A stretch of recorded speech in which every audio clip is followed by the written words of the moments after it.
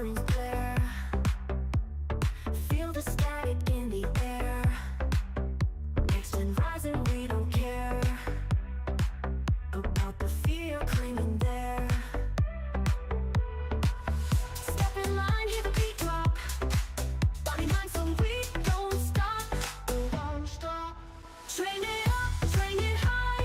Next gen reaching for the sky. Push the limit, don't ask why. This is how we're born to fly.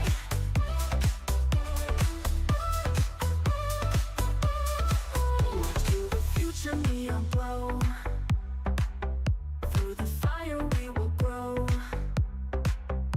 Every move a deadly flow. Next gen rising, let it show. Eyes ahead, the rhythm calls. Stand up tall, we break the walls.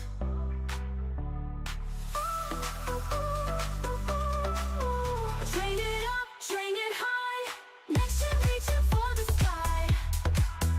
Push the limit, don't ask why. This is how we're born to fly.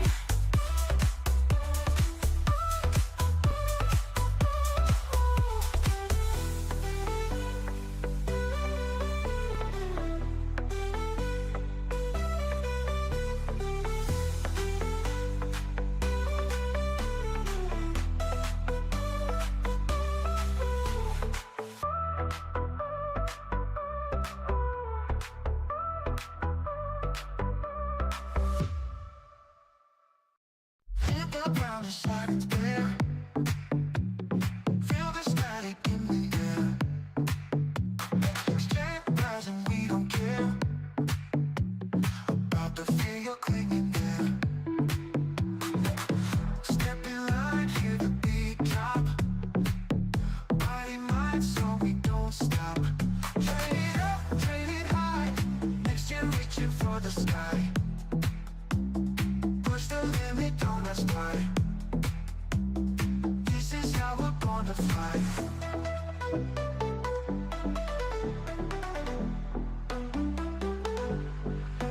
March to the future, neon glow.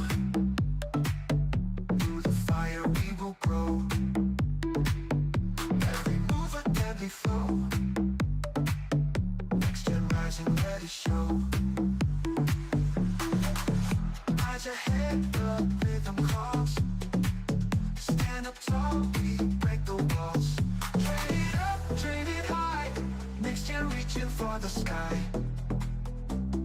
Push the limit, don't ask why. This is how we're born to fly.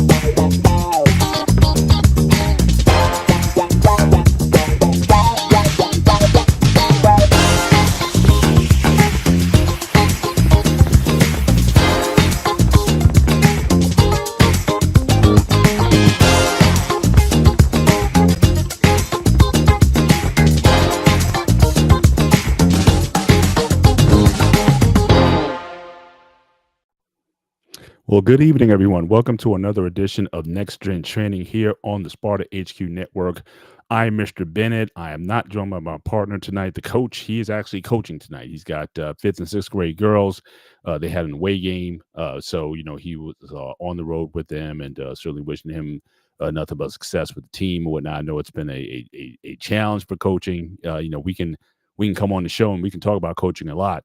But certainly to put yourself out there and be vulnerable and get out there in the field and whatnot, and learn all that over again.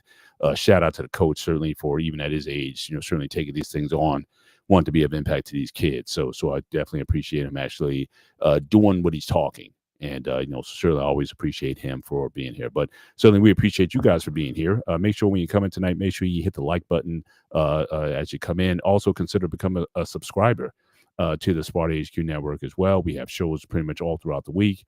I'm sure you'll find something to your liking. And as always, when we come in here, we want to check our pies. How are you doing with your pies? Your physical, intellectual, emotional, and spiritual health. All these are certainly vital at any age to making sure that you're running. I got to admit, I'm a little run down tonight. I worked. In fact, I'm kind of still working now. I was up till almost 3 a.m. last night working, and I still went into the office. I guess there was some miscommunication there. I wasn't sure if I'd have the leeway to work from home, but I went in and, getting back. And so, certainly feeling a little bit, certainly looking forward to working remotely tomorrow and getting some rest tonight. But overall, health is pretty good. Intellectual, obviously I had a lot of challenges, a lot of fires I had to put out. And so I'm always looking forward to that because that gives me an opportunity to really focus in on just my, learning something. There was a lot of people I couldn't reach today. And a lot of times what happens in life is, sometimes you're the one who has to figure things out. And those are things that are very important. That not everyone's going to be there to give you a hand or whatnot, but sometimes if you just apply yourself and problem solve, when you figure out the lesson, then it also sticks with you longer, rather than someone just giving it to you. So certainly today was a lesson in that. I had incoming from all sides, people needing emergency things done, and but it certainly gave me an opportunity to learn. And so so I'm elevated as a result of that. Emotionally is always good. It's funny just being in the household with all these ladies. You have to be emotionally strong because emotions can get high and tense here, and you need to be the regulator sometimes. And so it's a lot of female energy, and sometimes you have to know how to manage and walk around that. And then spiritually, again, my spiritual life, it certainly informs a lot of my emotional and intellectual health. Without my spiritual foundation and knowing who I am and whose I am, that doesn't give me, a lot of opportunity to sulk or to complain or whatnot, but always to live in the moment. And, so again, having my spiritual foundation where it is gives me a peace and just allows me just to focus on the task at hand, not worrying about what happened before, but at the same time, not caring about what happens tomorrow. So, so all those things are in place. But, for you guys, how are your pies? Anyone who wants to share how you're doing in each one of those areas of your life, again, physical, intellectual, emotional, and spiritual health. Again, we hope that you're prospering in all those different areas. So again, the fact that Coach isn't on tonight, I do have a special guest who is not so special because everybody knows who he is.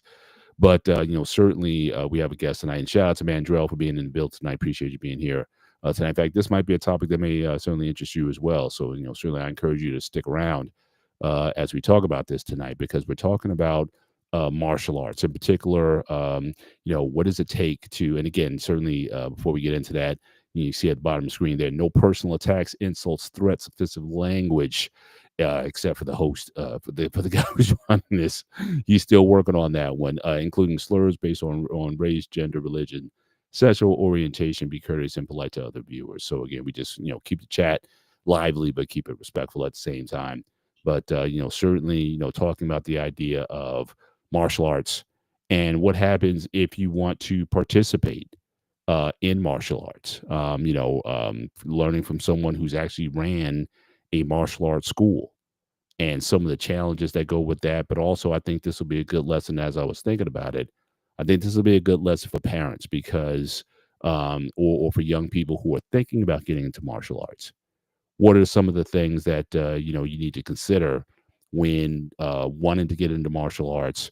What type of school you should apply to, and so I think those would be some very positive lessons and takeaways. Parents and trying to select the school, certainly what are things to look at. So again, we have someone who's actually lived the life. He's done it, certainly as a martial artist and as a martial arts teacher.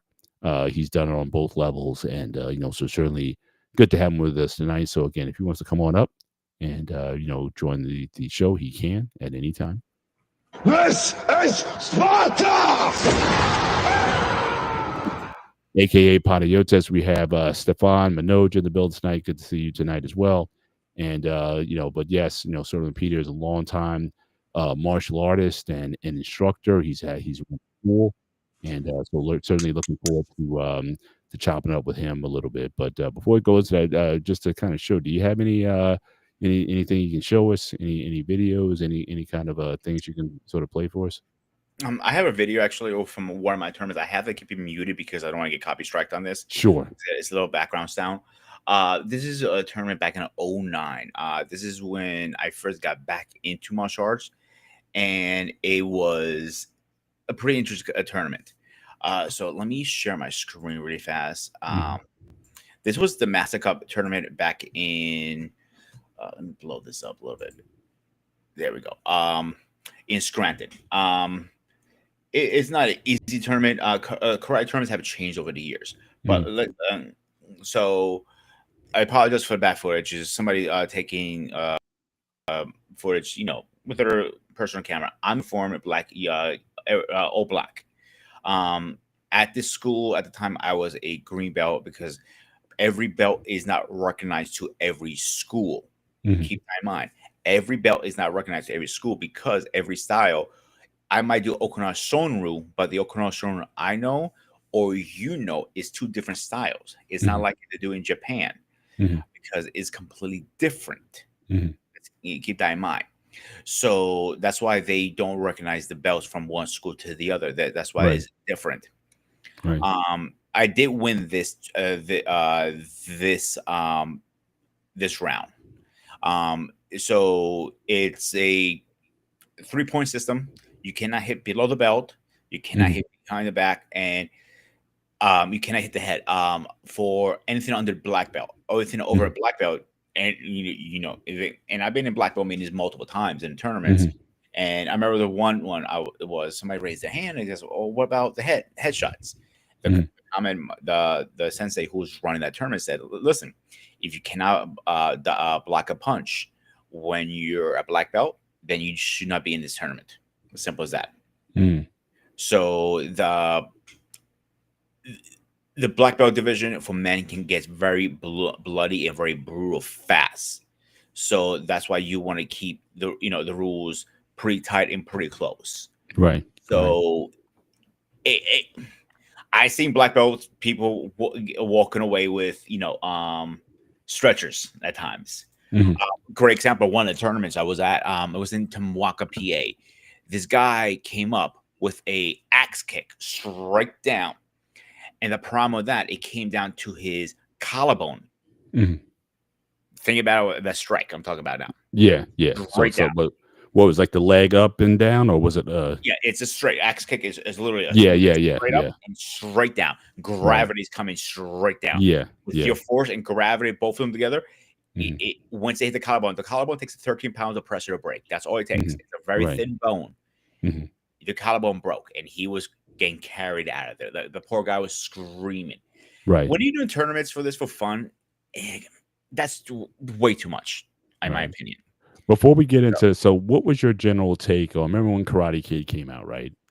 And just the code, because I'm just looking at that I guess it was like a basketball gym or something like that. It looked it just reminded me of the tournament from the movie Karate Kid or whatnot. Right. So was that just from the movie, from what you saw? Is it kind of like that in a lot of these karate tournaments? How authentic? They're similar, but they're a little bit off. I'm gonna tell you why. Similar because they do it at a gymnasium. Usually they rent it out from a school or any gymnasium around. Okay, that's one. Now the rules were similar. 3 strikes. This, like I said, above the belt. No back strikes, no head strikes originally. Now what is wrong? They do wear protective gear. All right. So when I first started, they didn't really use too much protective gear. The only thing they really used was wrapping your hands, mouthy, cup check. That was your protective gear at the time. Right. But keep in mind, even with Karate Kid, that was 40 years ago. So I'm thinking a lot of those rules and whatnot, they may have come in later years. By the time you got there, they started implementing more of the safety protocols. From my understanding, some of those rules were still around back then. But some of the stuff they were doing, like the knee strike he did to the guy, right? If that would never happen in a real tournament, you'd be disqualified immediately. Now Now in a black belt division, some of them they do sweeps, leg sweeps, not judo throws as much because you're falling on a hard mat floor. You're not surviving that. You're gonna get the one knocked out of you. Right. I seen it happen, but most times. But I do want to answer one question before I keep going here and blabbing away. So Major is asking me what style. See, he's jumping into my show. I was gonna get there, Mandrill. All You right, okay, relax. let's back down a I little bit got here. you. I got you. So with the Karate Kid thing, the rules was similar there, but there's some of the stuff they were allowing that were not going to happen. You know what I'm saying? Mhm. Right. Right.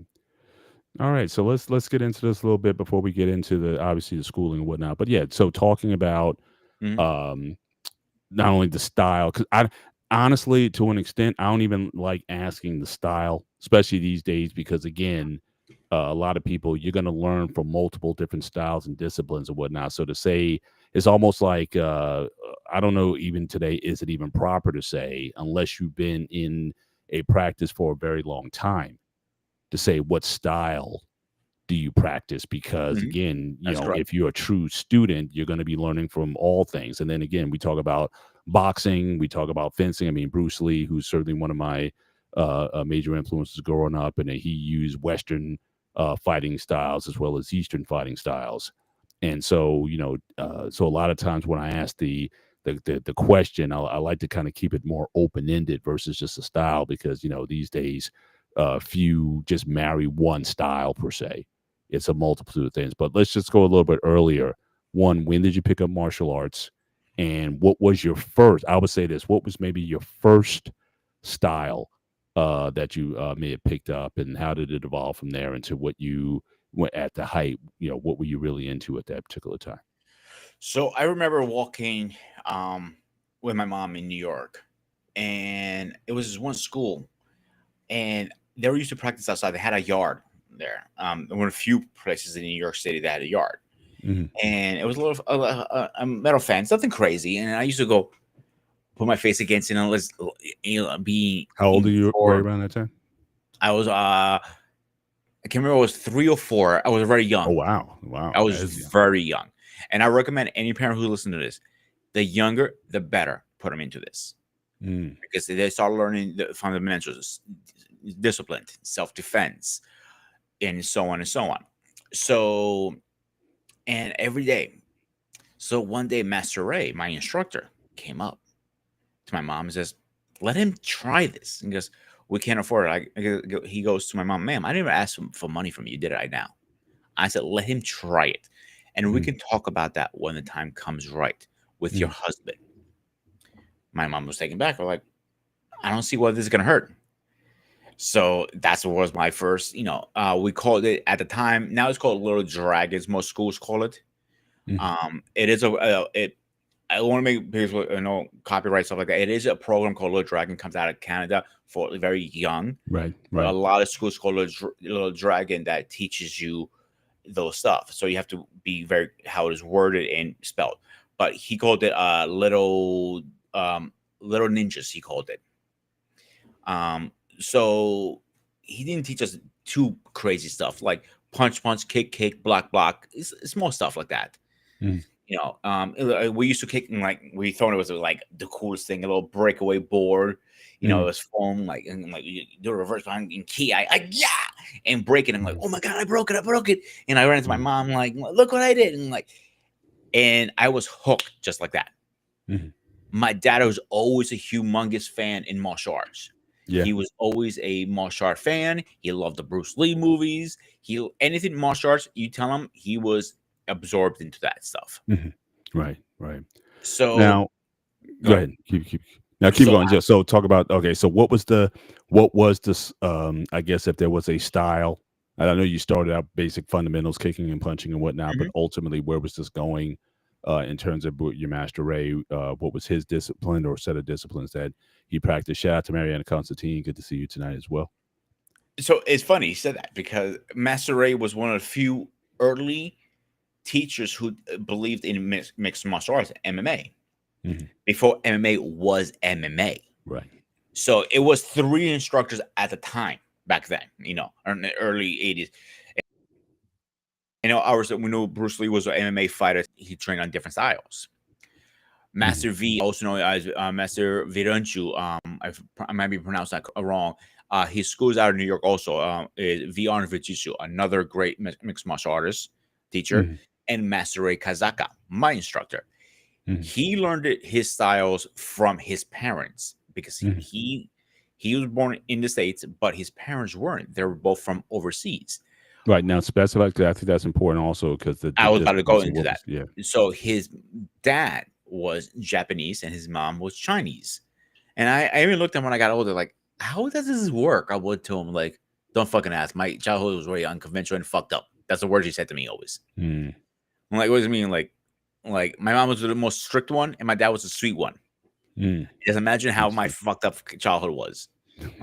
In one hand, I had pork fries, fried rice, and the other hand, I had freaking sushi. Mm. For Thanksgiving, he goes, "Where's my Mhm. goddamn turkey?" I'm like, I wanted a fucking turkey. No, I get sushi and fucking pork fucking rice. I'm Mm. like, but he learned traditional kung fu from his mom, Okay. From the and mother. he learned Okay. traditional Right. karate from Mhm. that, and he learned that and he absorbed it. And over the years, he started learning some other styles too, a little bit. He picked up from a couple of things from his uncles who travel, a little judo, a little bit this, a little bit that, and he created what our style is called Saijitsu and Netjitsu. The No, Saijitsu is more slow it down. self defense. How do you say that again? Saijitsu, Side Chichu? yeah, like Okay. jujitsu. Think of it, all right. Okay. And Netjitsu. So Net side, Chichu. Okay. yeah, he's that side part. He was mostly self defense based. Mhm. The net tissue was offense based. So Mhm. more of them married like a beautiful couple together. Right. Because he also believed everything I teach you in Kung Fu is not going to work always on the street. Mhm. Same thing with karate, everything that. Even with judo, boxing, any kind of style is not always going to work on the street. That's why Mhm. you need to learn a little bit of everything. Right. Right. So I'm gonna give you a little more glimpse in the future a little bit, and I'm gonna get back onto the subject. One of my requirements as my black belt, I had to go out to a different school for 6 months and learn under them, not to earn a belt, just to learn. Mhm. I go, why? We're talking 6 months. He goes to me. Now I see why he told me to do that because he told me a different a mindset of it. Like everything I knew, it was like, oh, okay, but this is different. Mhm. But I couldn't get my way out of it, and I Right. learned to use that what they told me, and kind of blend both of them together. Right. And like everybody has their own fighting style. Same thing with martial arts. Everybody has their own martial arts style. Right. So back to the original topic, with Master Ray, and so my father put me in as a young age. I was training all the way till I moved to Greece. When I moved back to the States, first thing, I'm like, I went to him like, can I get back into martial arts? And I kind of miss it. I went to him like, yeah. He goes, I have no problem as long as you keep your grades up and you not giving your mother a hard time or giving me a fucking headache. And I'm like, Mhm. well, I can't promise you about the headache part. I went to him. I'm doing, that's part of me, your son. I went to him. Right. So you So didn't do any study of martial arts at all when you were in Greece for that time? no, no. I Mm. practiced a little bit in the backyard, what I Mhm. knew and keep up with my stuff, but Mhm. that's it. Right. I talked to a lot of my other martial arts in there. I kind of like here you go. You play soccer on Mhm. Sundays. I play martial arts on Sundays. Right. Right. Yeah, But with it my also goes to how important, um, just from a training perspective, having an environment to train in. Like everyone talks about, Mhm, yeah, I'll train on my own. I know a lot of people who, whatever it is, whether it be for sport or for working out or what have you, environment oftentimes matters. Like so, when you're out of the environment, you think, "Oh yeah, I'll practice on my own. I kind of know some basic things or whatever." But there's nothing. There's little substitute for being in an environment where there's a place to go. There's an accountability to going there and showing up every day, especially for a young person, having that reliability and and it is a dependability big of a thing, son. Paul, Yeah. because like I always say, I know you work at home, for example, work out. Hmm. Like if I had the money to get my own gym, would I be able to work at home? I don't Yeah, know. well, it's interesting. This is my second go around because I bought a gym, like a workout bench and weights and everything. I bought that back in '97, around the time I got married. I bought a gym set, but probably within a few months, I was, I basically you couldn't find it because it was covered in clothes. You know what I mean? Mhm. I just didn't. I had maybe the first couple months I was really serious about it and dedicated, and then I fell off. It wasn't until I joined a gym that was around the corner from my house, but and back then it wasn't like you didn't have your, $10, $12 a month Planet Fitness membership. It was like at that time it was like 70, $80 a month. But I think I was able to get a corporate to 65, but it was just significant money. But it was important because uh the fact that I knew I was paying that money every month, I wasn't going to waste it. And it's like, so being in that kind of structured environment, I didn't have a trainer outside me. I think they might have showed me a couple things early on, but knowing that I was paying that money every month, that is what got me going until I got the bug. I mean, the habit, or like I want to do this, not so much. Oh, I'm dragging myself to the gym. No, I once I got the training bug, it stuck. Mhm. But had I not gotten that expensive membership, I wouldn't have stuck with it, and I would have been, just like I did before, starting and stopping, trying to do things on my own. So sometimes there is a place for being, at least for a while, in an environment so that you can develop the good habits, so you can, develop a routine and hopefully fall in love with it. So again, you create your own discipline. So so definitely. I agree 100% because the first time Mhm, I actually started lifting the weights seriously, not mhm, because I had to do it for sports, because I wanted to for my own health, was the gym I used to work at. mhm. And like I saw what people were doing. I'm like, oh, this actually seems pretty fun, actually. Right, And that's the future. That's it. After right, that, right, right. Talk about because again, I'm driving this especially again for where I really want this conversation to really be of use again is to parents or for a young person or someone who's interested in the martial arts. Talk a little bit about your sense of martial art philosophy, because a lot of people would say, well, what is martial arts? Like back in the day, it's like, some people are like, oh, you want to learn martial arts because you want to beat up people. Some people, they take it as, it's like, yeah, you kind of get into your Zen state, and it's not about fighting at all and whatnot. So, I mean, depending on who you talk to, or, some people may have different views of it or whatnot. Some people may not want their kid in a violence, or to teach them violence or what have you. But just overall, from your perspective that you've garnered over your years of study, what is martial arts to you, and what is your general approach to martial arts philosophy? Why should someone want to study martial arts, and what are the virtues or the benefits that one will get Mhm. from martial arts from your perspective? Every perspective is going to be different, just Yeah, yeah, like of from the course, of Karate course. Kid. You got your Cobra Kai perspective, and you got the Miyagi perspective. Very different views when it comes to, a kick is a kick and a punch is a punch, but why you're doing it, it oftentimes makes a difference. So talk about, from your years of study, your sense of martial arts philosophy. What is it, and the benefits that one may get from it? It made me the person I am, not the man I am, the person I am. Mm, Because the way I take things, like starting a goal. My first goal as a kid was to get my white belt and my yellow belt, and so on and so on and so on. mhm, It gave me a drive to say, I won't stop doing something. I'm not going to give it up. That's one. Second is disciplined. When I start a project, I'm going to finish the project. mhm, You go to the gym or whatever. I understand as adults, things change because, we have different responsibilities and stuff like that. But when I was in martial arts, didn't matter what was going on through my day, I made sure that was my time to train. mhm, Now, as I got older, I saw things are different, more like a balance in my life. mhm, Having a bad day, whatever, mental issues, whatever. That was my zen area to relax and calm down. Mhm. Even I was having a bad day, I can take out my bad day in the dojo. Mhm. No one's going to say anything to me because it's the dojo. If I throw a kick a little heavier on the bag, I'm like, no one's going to say anything because that's what we're there for. Mhm. And if you have little, as a kid, as a kid, I had a little hard head myself, but I can take all of my frustrations on that day in this class. Mhm. If it's bad kicking day or Wing Chun day or whatever the day was, condition day, it was okay. I Right. couldn't get in trouble for it. Right. Right.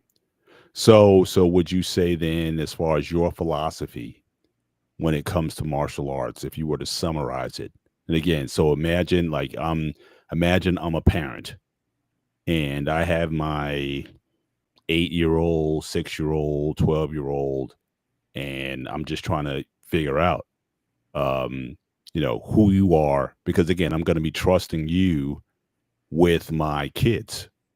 Hmm. And so again, I don't know if I want Cobra Kai mentality per se. Now, again, some parents might want that. Yeah, you do what you need to do. You sweep the leg, you do everything you need to do to win.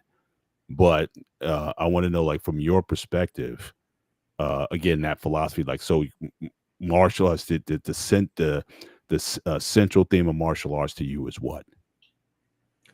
A way of life. Mm. That's the best way I can explain it. And that life consists of Training, discipline, different katas. It's so much to get into it. Different weapon styles, learn about different arts out there because you can't say Okinawa is the only one. You can have a tunnel vision because you're mm, not gonna ever learn. Think mm, outside the box. They always say, right? That's right, where martial art came from to me, is right, because I love Okinawa shonen, right? And it's one of my favorite styles, mm, but it's not the best one in the world. mm. You got ninjutsu. That's another very beautiful style. Now, how do you define when you say it's not the best? What are you basing that on? On effectiveness in contest or effectiveness in the street? And yeah, Real or maybe world. another way to describe the question is how do you say, well, this is a good style and this isn't? Because again, there's a lot of different varieties and everyone puts their own spin on it. So if I was going to say, what distinguishes a good style from a so-so style or a bad style? A real world situation. How can I use this? So Okinawa shonen, for example, is a very boxy form. So it's like it literally goes C kick, punch, block, C kick, punch, block, C kick, stomp, blocks. That's the first basic katas you learn and the first basic moves you learn. Mm, Down block and reverse punch are the two first things you're gonna learn as a mm, white belt. Meaning any Okinawa style. mm. But that is not in the real world. That's not always going to stop somebody Right, who's coming down. right. Maybe I can learn a sweeping block, for example, or I can do a reflection block, or I can do a roll instead. Get into Mhm. a roll and come Right, behind them, and like now I have an advantage because your back is turned to me. Now I have the right, upper hand. right. So that's one thing about Master Ray, Master V, and Bruce Lee is you take every situation unique because when that situation is going down, you have to understand the situation you're in. What is the best technique for that? You Mhm, might throw the wrong technique and get knocked the fuck out, mhm. but it Right, doesn't mean that's what's going to happen. right. So your general approach, this is what I'm driving at, because I think that, especially if you just want to cut to the chase, for you, martial arts is the idea of self-defense in a Right. practical environment. So again, i.e., the streets, or what have you. It's not to, do deep Om meditation. It's not, well, I guess it could be, but it's not Yeah, we know we never necessarily meditated. passive. Yeah, Yeah, it's not passive or what have you. It's meant for that. So, because again, I think someone walking in and wants to know, okay, why should I join you? Some people say, look, my kids being bullied at school, and I want them to know how to defend themselves. Some I'll kids, put it this way. some may give it to you because again, my kid's very high strung and he's got a lot of energy and he just needs to get that out of him. You know, So I put it different this way. reasons people may say, yeah, When I got into adult class, because at a certain age, Master Ray put you into the adult class and in the teenage class. And the first thing I asked him, like, Sensei, like, do we have to meditate? He goes, yeah. Fuck that. He literally closes his eyes and says, fuck that. We're not meditating shit. He goes, why are you gonna meditate? If you need to go mm, meditate, go sit in the corner. Go sit in the corner, leave me alone. All right. I right, got more important things than meditate with you guys. right, right. So I'm like, do you approach martial arts from a um I guess there a spiritual element? 'Cause I know there's different martial arts styles that really focus in on spiritual discipline, you know, your key force or chi force, you know, however you call it, so Master developing Ray that. believed in the Japanese version of it, chakra, not the key from the Japanese one. Okay. He had scrolls passed down from generation to generation to generation. Mhm, What he called and I called, there are forbidden katas or forbidden techniques. mhm, Also, obviously they're in Japanese. I couldn't read them, right. but I remember seeing him in a glass case, locked up. He had him in Mhm, display, and like every time he would sneak out, I'm like looking for his keys. His son was like, "The fuck you doing in my dad's office?" And he was one of my best friends. mhm, And I go, "Where's your dad's keys?" And like he goes, "Oh Jesus Christ, you're never gonna give up till you touch one of these." I'm like, "I just want to hold one and see how it feels." I had something that old. mhm, He goes, "Look right, look left, look right." I'm like, if you tell my fucking father or my mother, I'm gonna disown you, and this never happened. And like a Mission Impossible kind of thing, you know.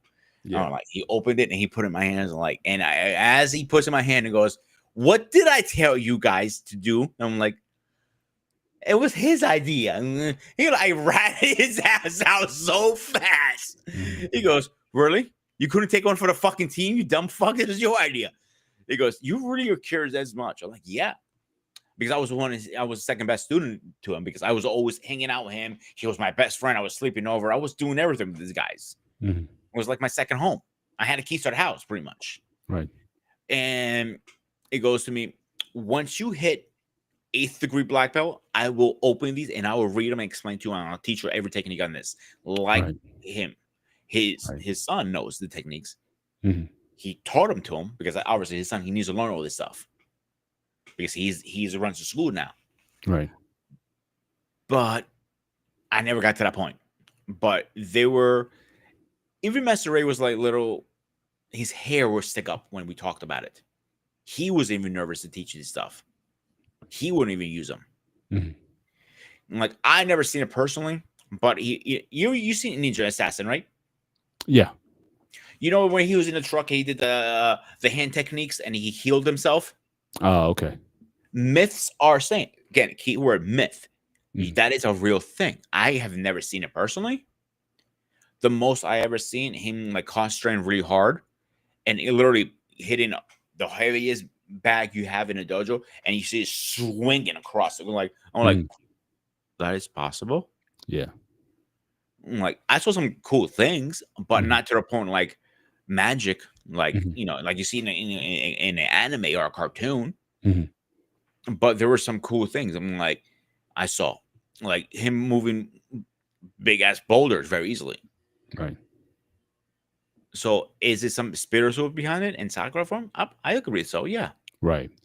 But again, but from what you said earlier, like, you know, when it comes to like meditation, which is where I was kind of going with the spiritual side of it, he wasn't necessarily for a lot of that, at least not no, until you got to a level. Because what I also noticed with at least some promotional systems, the higher you go in rank, it's less about your fighting. It's like fighting is like once you get past belt, black belt, maybe one to third degree, it less becomes about fighting and more it becomes about philosophy, or it becomes about you know the mental aspect of it or the why behind it. But again, for a lot of these guys, once you get up to that sixth, seventh, eighth degree Dan level, you're not fighting ever, pretty much, but you're going for more spiritual experience versus just a physical one of just you know just fighting someone. Would you agree that that's kind of yeah. in your school kind of how it went? Yeah, so I also trained under another two gentlemen.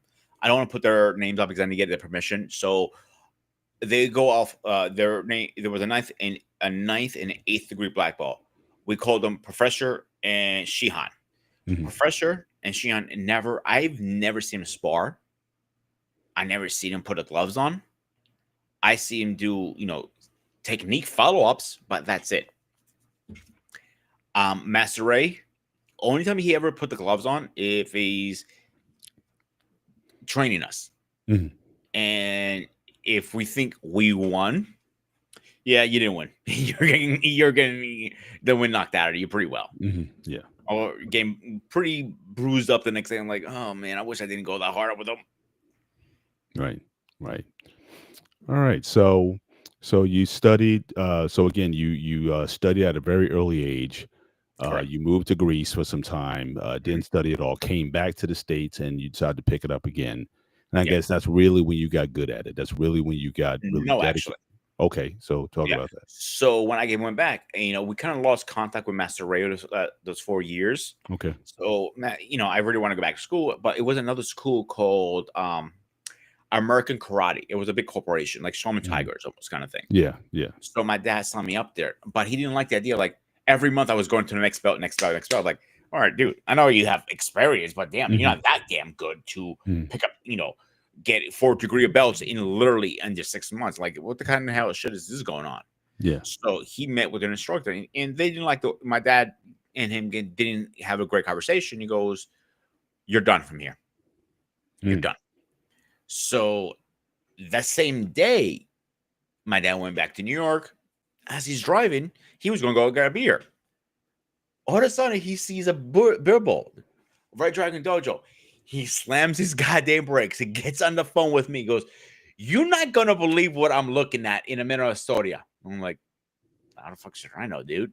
He goes, I'm sorry, I'm lying to you. He was the next to us, the walkie-talkies. And he hit me with that. I go, "I don't know. What are you looking at?" And he goes, "Red Dragon Dojo." Master Ray's school? He goes, "Yeah, I got the number. I got the location. I'm going to meet up with him." Mm. So at the time, we didn't know he had a school in Long Island where we lived. It was little somewhere you wouldn't look for. Like, it wasn't like Right. on a plaza or anything like that. He Right. loved buying houses and teaching outside a house kind of thing, like a home kind of style, Right. because he got it and make it like a Japanese dojo. Mm. He loved the fan. He loved the Japanese look better than the Chinese look. Personal preference, of course. Right. And when he asked me to look like, he goes, I remember I walking into his dojo the first time, and he moved out of the store into Long Island because he just wanted a little better house for himself. Looks at me, looks down, looks up, looks down, looks up, looks up, down. Like, what are you looking at? And I went to him like, "You're not as small. I remember you at." I'm like, "Yeah, I remember you more hair on your head." He goes, "Funny," because he started losing his hair a little bit because he still had his ponytail. Right. He started losing his hair, and we're like, "You're funny." Yeah, there's one thing he hated people talking about. He's losing his hair because every martial artist back then always had a ponytail. Mhm. And my dad went to his office, had a conversation. He goes, "I'll see you tomorrow. Get ready to work, and let's see if you remember everything." And he put me through the ranks all over again. He goes, Right. I'm like, I came in with my old belt. My old belt was little nubbies because it didn't fit me. It was little nubbies like this small. I mean, like, he was like, "Take that shit off." He goes to me, Mhm. "Take that shit off." He goes, "You Yeah. got to earn that again because you've been gone for way too long, kid." Right. What do you mean? He goes, like, "You're a no belt again. Now most schools give you the white belt for free. You don't even do anything. Here you go." No, not here. You have to earn that shit. Right. Right. So he put me through the paces again. Got you. I didn't get really good at it till about 9th, 10th grade in high school, Mhm. when I really started feeling like saying, "Oh, this works great, but this works better for me." Mhm. I found the moves that work great for me, but not what works for him doesn't always work for me. Sure. Like, for example, he loved the spinning roundhouse. I hate doing spinning roundhouses Mhm. because I don't connect as well. I Mhm. like, or spinning. He loves doing spin kicks, but I was really good at spinning back fists. I Mhm. can spin that, and I'm going to nail that, and I'm going to nail you hard enough to the temple, and you're going night night. Mhm. And I realized, oh, this is what he's been trying to teach me all the time. Here's the material. Here's the moves. Now pick what is good for you. Right. It's like being a chef. You use different seasonings and everything, but you have your go-to seasonings. Right. My go-to moves always work for me, and that's what Right. I did. Gotcha. Gotcha. So you talked about something earlier. You talked about Mhm. the belt promotional system. Now, again, some schools of thought don't believe in belts at all. I mean, Bruce Lee was not a big belt guy when it came to promotion. But then you talked about the sort of the Tiger Showman type of school where it's kind of Mhm. like you're getting promoed like every 6 months, you got a new belt or something. It was every So month almost, we, yeah, but so I mean, here you talk about. I know a lot of people talk about McDojos, kind of like pretty the much. karate franchises and whatnot. Mhm. And I've always had a problem with those to the extent of is the idea, and this is why I started out the show talking about philosophy, because for some of these places, and sometimes you even look because they'll have like the big spot or whatever. You can look at the window, see what's going on. You see very little that's associated to martial art.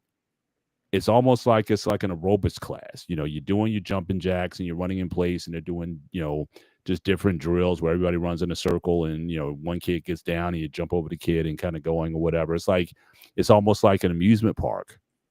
But are they really interested in teaching you martial arts? Are they interested in passing down something like when you talk about martial arts that goes back centuries, if not thousands of years? Are they interested in passing on that information to the next generation? Now, I know that you can't franchise that. Like, if you talk about private instruction, if you really want to get into the mastery of something, classes are generally going to be small because you only got 24 hours in a day to do something. Mhm. But talk about how your school or how your Master Ray approached belts and promotion. What kind of things that you have to do in order to advance to go from so what you would like white, yellow, green was that the and then brown and then black, was that the No, general order or white, yellow, purple, green, brown, level 1, level 2, level 3. oh there were 3 levels of brown belt? Yes, and then Okay. you get your black belt degree. But he will never, ever, ever, even his son does it too, and I did it too. Never a kid would be promoted to a black belt. Now, we're not doing junior black belt bullshit, he said. Okay. I got my black belt when I was 18 or 19. I can't remember which age it was. I believe it was Mhm. 18. I just Right. turned 18. Right. Because I had to, once I got promoted from the kids to a teen class, I had to redo everything again Right. because it was different material. He only teach you Right. the very basics at that age. Right. But so because he didn't want you, and because this actually happened when I was a teenager, he was teaching self-defense, and he goes, snap the neck. He goes, one day he gets a phone call from one of the principals. He goes, I gotta go. And we're like, why? We looked at him like, why? Where you going? He goes, like, I gotta head down to school because one of our kids almost snapped this kid's head. Like, when he gets back, his wife goes, are you gonna finally change the material? I told you to take that move out of that kid's class. He Mhm. goes, yes, honey. He put his head down like he's like a dog in trouble kind of thing. Right. His Right. theory is okay. The white belt, to get your white belt, usually 3 to 4 weeks. He usually gives everybody to get the material down. Basic moves, just 3 punches, 3 kicks, and 3 blocks. Nothing Mhm. crazy. Couple words, that's it. You know what I'm saying? Mhm. So once you got that down packed, then you got promoted. You did your white belt test and you passed. Mhm. Then you get your certificate and move on. Mhm. Now, from white to yellow, 1 year in the belt, minimum. As a rare occasion, you might see him do it a little sooner, but in a rare occasion. But his Right. his rule is always a minimum 1 year in the belt. So it takes you. It's not. Most kids look at the belt like my black belt. Like this is a cool thing for them. Teens don't really look at like that, or adults. They Mhm. care about the material. So Right. as you're learning your stuff for white belt or green belt or yellow belt, you're also learning black belt material because all the classes are mixed in. Mhm. There is no like today's people. You have to come in on Wednesday, Paul, because you're a yellow belt. No, today's today's class is kids class at 5:30 or adults, whatever, 8 or 9 o'clock is adults for you, for argument's sakes, right? Mhm. You're gonna show up and you're gonna have a brown belt, you have a green belt, you got a purple belt. They're all mixed in. So it depends on how he wrote his class out material. He's gonna teach different things that day. Mhm. He's gonna say, okay, all right, for you yellow belts, pay attention. This is new for you. For everybody else, this is a fresher up. If you're a white belt, this is good for you to learn because you're going to need to know this in the future. Right. So he mixed it all up because in a street, Paul, if somebody's let's say coming and grabbing you or whatever, let's say a wrist grab, you go, whoa, whoa, whoa, Mhm. whoa, whoa, whoa, whoa, whoa, whoa, time out. You go, can you come back in like 2, 3 years when I know this, or 6 months or a few weeks when I learn this? That's not going to happen on the street. So Mhm. he mixes all the knowledge together because the time when you get to that rank, you already know it almost. Right. You And just have to again, what was the age where you could apply for a black belt? What was the age? or you don't never apply. He told you when you're ready. The minimum for me was 18. He just worked like that. Okay. Okay. No, because youngest, that's a big to me. Now again, not every parent is going to vibe with that. I Mhm. understand it, but I think it's important that again, when you see 6, 7, and 8-year-old black belts. Now again, I've seen some kids do some pretty amazing things. I was just watching I some agree. video of Jet Li when he was like 11, when he came over here into the States from China, and he was doing these exhibitions and stuff with the with the weapons and everything. I mean, I've seen some kids do incredible feats and whatnot, but to certify someone as a black belt below the age of 12. Now, again, not everyone may agree with that, but I definitely think that given the seriousness of of what you're teaching, the harm it can cause, and then just the maturity to be able to handle it, is certainly something that would be a difference between an actual martial arts school that is concerned about preparing the next generation versus somebody who's looking to make money, because you can make a lot of money from ceremonies and whatnot. Hey, your 8-year-old, he gets his purple belt promotion. They'll throw like a little party or a little something at the school or whatever. We have the parents come down there and it's like, yay, Johnny gets his brown belt or his So for us, it was a very simple. It wasn't even a samurai. He'll call the parents in the dojo, put them in right. the back. He'll call you up front. You come up front, and he would have like a little speech like, "Oh, Peter or Paul did a great job with this. He mastered this. He came extra every day of the class. He stayed an extra hour of practice." Little speech about you. He made sure it was about you. Mhm. And he always tucked a new belt behind his belt. So because this is the only time your belt should touch the ground. He will untie it and yank it and throw it across the room. Mhm. And my reaction, no, I want to jump and grab it because I was trained and Mhm. beat in my brain. Don't let your belt touch the ground. Don't let your belt touch the ground. Don't let your belt touch the ground. It's a sin. Right. It's like the worst sin in martial arts. You can let your belt drop. Every style is different, but us, that's what we learned. Don't let your belt Mhm. ever touch the ground. You don't Mhm. ever wash it either. That is You don't the wash sin. it. No, you're gonna be crucified alive if you do that Interesting. because you're washing all your work away. I have never washed this belt once since I got it, not even Mm. once. Wow. And this is my second belt, so I have never washed it Mhm. because it's a sin to do that. If you see my old black belt, it's like black almost, like from dirt. Yeah.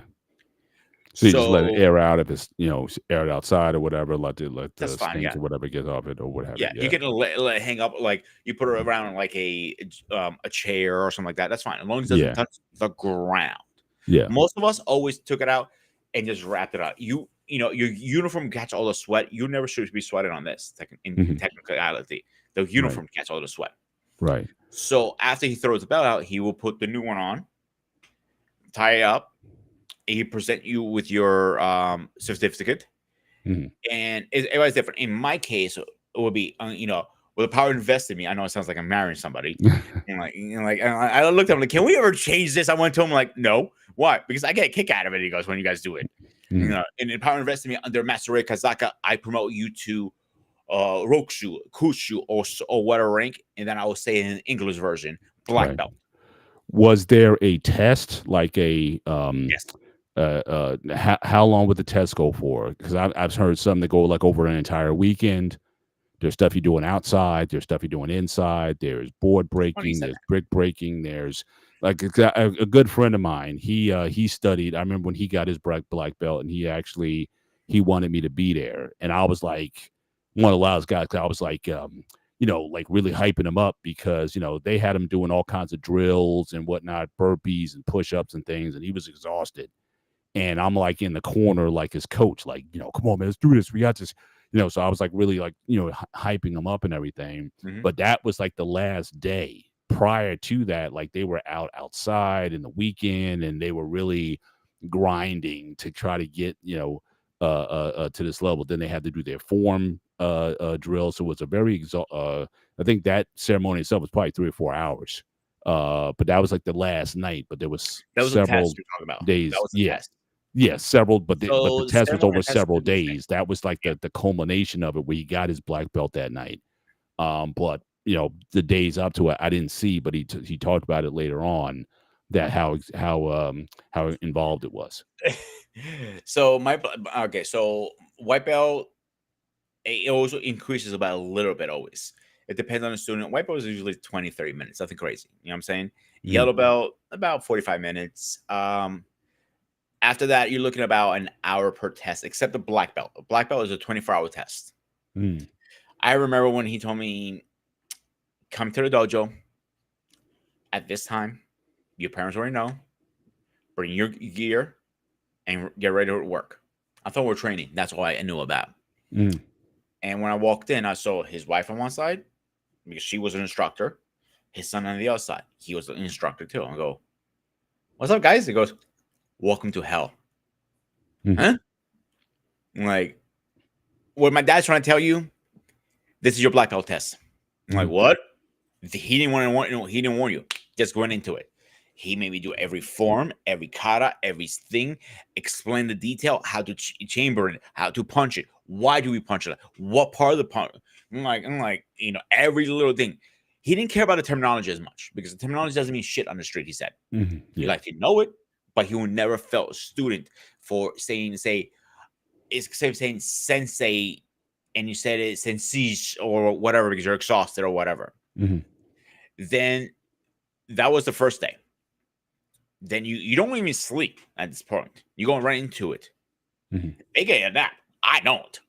Yeah. So, and remember, I'm wearing a thick gi, about a 12-ounce gi. The heat, he had it cranked up all the way to max. Yeah. 90. Yeah. And this was the middle of summer, by the way. It's already 90 outside. Yeah. Yeah. I'm dripping, literally Right. like water. Right. And he goes to me, now the sparring starts. The sparring? But Sensei, it's literally midnight. Yeah, you got another 20. You got another 20 hours to go. Whatever he said. I had to spar him several times. I had to spar his son. Not literally run robin. One comes in, the next one goes in. Next one comes in, next one goes in. Mm-hmm. Then as I'm doing that, I see other senseis from other school like, oh, you got to be fucking kidding me here. They're like fucking cockroaches. They don't want to stop coming through the goddamn fucking doors. Right. I remember sparring his son, and I'm When you busted say open. sparring, when you sparred, now did you have to beat someone, like score on them, or was it just about surviving until Points. the next guy came up? It Or? was surviving. It just meant so he didn't want you to give up. That's what the point of this test was. He wants you to make sure you can survive it. He didn't care about the techniques or correctly. He didn't care about point system. He came at you did not give up. That's all he cared about. Towards the end, I was getting frustrated. I was getting mad. I'm tired. I'm throwing connecting punches with Shin. Mm-hmm. And he yelled out a couple of times, like, you guys need to back off. Seriously, you guys have been going at this for a while now. And he knew he was going to stop the test at this point. And I'm very busted up and bleeding, and like I remember. And he was the only one at the time. Me and him go for blow. He can match me from strike, and I can match him to strike. Right. We went in. We connected each other's punch face to face. He got me in the temple. I got him in the temple. I remember he get hit. I remember waking up with ice all over me. And I'm going, what are you doing in my bedroom? He goes, you're a dumb idiot. You're a dumb idiot. Like, do me a favor. If I die, can you make sure somebody plays go looking at me? And we're like, yo, shut the fuck up, dude. You're not dying today. He got me all hydrated and everything again. He goes, I was way dehydrated. I should have went to the hospital that day, to be honest with you. Mm. Between the Did blood he? loss, Did he? Well, you were like restricted from drinking water or something like that. sips. Did You he? only allow sips because you don't Mm. want to drink too much and puke either.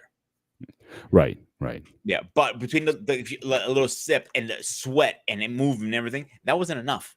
Obviously, we know better now, but back then we didn't know any better. We only care Sure. about training. Sure. And when I realized when I got I got Gatorade me and all this stuff, and I go, just tell me one thing. I don't care if I lost. Did I pass? That's all I care about. Goes me. He was a twisted son of a bitch. He goes to me, no, you're gonna wait a few days. His wife came up to me and goes to me, you passed. I'm like, I did. Don't tell my husband. Why are you telling me? She goes, you're like a son to me. And of course I'm gonna tell you. Mhm. And when he finally told me a week later, I'm like, you passed the whole time. I knew you're gonna pass. It's just me to reassure myself you're ready for this next Mhm. journey of your life. Right. And he goes to me, we're gonna do a tea ceremony. Mom and dad was there. They're in the back in the seat. All the big senseis were there. Him, his wife, his son. There were the three head senseis. Anybody else under them. And he looked at my dad. He whispered, "I'm like, hope you're not gonna report me to the cops because I got real sake for this son of a bitch." And he really did the real sake and everything. I'm like, this tastes pretty good actually. He goes, what is it? Sake. I'm like, oh, what is it? He goes, like, it's real sake, you dumbass. So, and he had this whole speech and everything about everything. It was like, it wasn't big. It wasn't a whole dojo. Everybody, whoa, scream. None of that. Mhm. It was a Yeah. private ceremony. Yeah. Only selected people are allowed to come. Not Yeah. like if I invited you, yeah, you're allowed to come, obviously. But Right. it was selected. Yeah. Yeah. Was there a lot of calisthenics or Yes. maybe a bigger question? Again, going back to philosophy again. What is your take on physical training? Um, Yes. Calisthenics, weights, barbells, machines.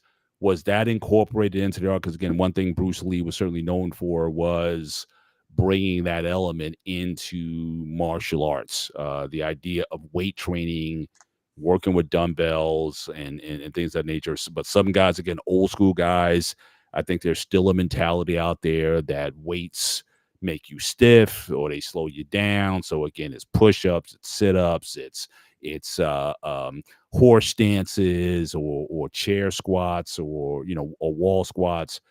So again, as part of that getting that belt, because like I said, my friend, he had to do all these drills. He had to do good mornings, he had to do burpees, he had to do push-ups, a certain number, and he was just like, again, he was gassed. I mean, from everything that happened the night or two before, he was really done, but they had him doing these things that really weren't necessarily martial arts like.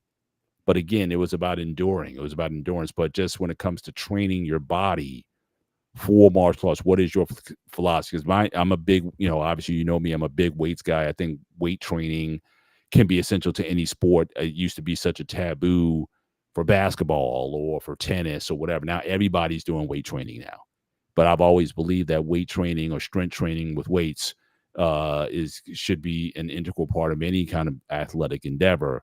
But what was the philosophy back then, or what would you insist now on in terms of having students use what the type of physical training that you would employ in your school? And that can change certain things with kids. I certainly believe you don't necessarily want to introduce a kid to weight training until it's about 13, 14 years old, until their bones fuse up, because they're still kind of changing. So around 13, 14, I think is a good time to start introducing weights into the picture. Some people, they just believe you should only be doing calisthenics at that point. So your general philosophy when it comes to the type of training that you would have a student doing, and would that change over time based on the student's age? Okay, so I'm going to use Master Race and mine. We have two different mentalities on this one because Mhm. we always argued on this one. So mine, his was body weight. That's it. By body weight, just using your natural body, push-ups, sit-ups, mountain climbers, stuff like that. We used to do. He was a sick little twisted son of a bitch because sometimes he was in a bad mood. He make us run in circles for an hour. Mhm. Mm, Classes, as you get older, classes increase. So he could get away doing, hour training and then technique training. mm, So it really depends on his mood. Some days he, by the way, training was infused with conditioning. Like for mm, example, he used to have come down and it little hit our stomach as we're coming up, hit our stomach. mm, Now, if he was in a really bad mood, he will literally run on our stomachs back and forth to condition our stomachs. mhm, He always with lift training. He always said, get to the gym as soon as you guys can, as soon as your parents will take you, or if you have a gym at a gym, start lifting as soon as possible. This is where I disagreed with him. His son disagreed because his son had a degree into this. It's too young. 15, it should be the earliest in his yeah, opinion. yeah, All right. So me, I was like, weightlifting is great. I think you should do it, but I'm not going to put a weight room in my dojo, in my studio, because that is something you should be doing on side, on top of martial arts. Does that make sense? yeah, yeah. Like I said, but I think it's going to be different for everybody, just given Of course. where weights. Like I said, my generation, unless you played football, you didn't lift weights. Even wrestlers really didn't lift a lot of weights back then, because it was all, you did neck bridges and you did, all kinds of body weight stuff or whatever, push-ups, chin-ups, climbing Mhm. rope and things like that to develop the body with. Like I said, weights was just such a taboo. Like I said, unless you either a power lifter or a bodybuilder or, like I said, a football player, is when weights were introduced. So I was just curious about that in terms of, again, if I was going to bring in, what would you tell a kid coming in? Okay, yeah, you can start training here, but when it comes to weight training or whatever, we're gonna wait until 15. And now even once you introduce, uh, if you allow them to introduce weight training at 15, was there a particular method of training that you would go with? Was it like just the basics? A lot of strength trainers, it's the basic lifts, it's deadlifts, squats, bench presses, not too many compound movements. You don't need to do bicep curls and tricep extensions and all kinds of other, maybe a leg press, but kind of meat and potatoes type of movements, not necessarily all these sort of exotic moves, kettlebells and things like that that people tend to use today. So would you I have agree a with him. We didn't go crazy when when I first started lifting. I didn't go crazy. It was the basic stuff, Mhm, bench, you know, um, curls, nothing crazy, not like this extreme bodybuilding workouts kind of thing. mhm, We just keep it basic to the roots and easy. 3 to 4 times a week. That's all you needed, because I was training 6, 7 days a week in the dojo. You mhm. don't overdo it at the gym either. Yeah, yeah. But again, my body can recover a lot faster too when I was younger. And like you getting old sucks. Got you. Got you. Got you. So let's, I guess, get into, um, so again, you become, now, what was your highest rank that you earned, with the I'm necessary? actually a fourth degree. So the belt rank, how master rated, your first belt is always the first rank, no belt Mhm, stripe. The first stripe is the second, third, and the fourth one. And this is actually my original belt that I trained with too, just in case mm, anybody's curious. wow. So with that, at what point did he, um, at what point did he encourage you to become an instructor, or was there a certain level that you had to get to before he would either certify you that you can instruct in his disciplines or whatnot? So what was the age, or was that just a gut thing? It's like, hey, because again, another thing too is not everybody who's a great martial artist is necessarily cut out to be an instructor, right? So in fact, a lot of times the greatest martial artists are probably the worst instructors, because what may come naturally to an individual, you may not be able to transfer that to someone else. Sometimes the slowest, some of the best instructors in any endeavor, whether it be football, basketball, baseball coaches, or whatever, they weren't the best, but they knew their fundamentals because they had to have those to survive. Some of the guys who are just naturally talented, they're the worst instructors, because it's like Mhm. they'll say, "Well, why just do it like I did it?"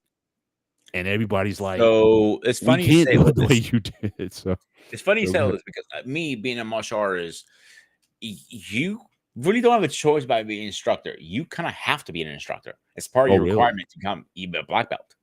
Because what does sensei stand for? Do you know? Um, well, teacher, right? I mean, There you it's go. There but you I know go. there's different ones. There's sensei, there's senpai. There, I mean, Yeah. Let's give it a depending on the basic discipline. tonight. Yeah, Sensei is right, teacher. So right. to become a black belt, it becomes you become a sensei. So people always were like, "Oh, cool, I'll be a sensei." And you're like, yeah, it's not that cool, dude. And like Mhm, you got to become, So he always started teaching you, having you train the younger belts under you. If you were say a green, you can teach purple, yellow, and white. I remember when I first started to get my first two kids, Donnie and Leo. mhm, I was getting frustrated because I'm trying to teach you what I know. You're freaking listening, kid. And he put me on the side, like, relax, take a deep breath, and calm the fuck down. He goes to me, just mhm, like that. mhm, You're getting frustrated for no reason. Everybody learns a different way. Find a way. mhm, Don't ask me, find it. mhm. And I'm like, okay, I'm like, great. You're not giving me a lot of instructions here, buddy. Yeah. And So that's an interesting take also. So you're saying that you cannot earn a black belt or higher degree belts without the expectation mhm, that you're going to be teaching other people. So it's correct. not just about you can be like your greatest, you could be like Ray Park or, some guy and do all the You could be crazy Bruce Lee stuff. himself and you not be a black belt if you're Right. not If teaching. you're not teaching what it is that you've been taught, it doesn't count. You could be Correct. a great fighter, great in tournaments, win every tournament and whatnot. But if you're not, but again, I do believe that there's certain people who are just not cut out to be teachers. I think that Yeah. in every sport, you're great, you're gifted. You can do things that a lot of people can't. Um, and again, they're horrible as teachers. So imagine that you got a guy that good as a fighter, but he would never earn a black belt because of his impatience or just his lack of um, manner with which he teaches students. Um, so yeah, but what that gets into then, what have you learned? Like, so let's talk about your instruction. So we're moving on from. So I kind of took you through from the beginning through your early start, being reintroduced to it. You clearly things start to turn on when you're around 18. You advanced to a very high rank, fourth degree black belt, within your sensei's system. You obviously become a teacher, right? So when it comes to your um when it comes to your philosophy, when it comes to teaching people, because you had to kind of be broken down, you had to be talked to about, hey, just choose someone out. When it comes to instruction, what is your philosophy? In fact, this was going to be what Coach and I were going to talk about before this topic came up, about coaching styles and coaching philosophy when it comes to kids or a newbie. You could be an adult even, but how do you introduce someone to martial arts and just your general training style?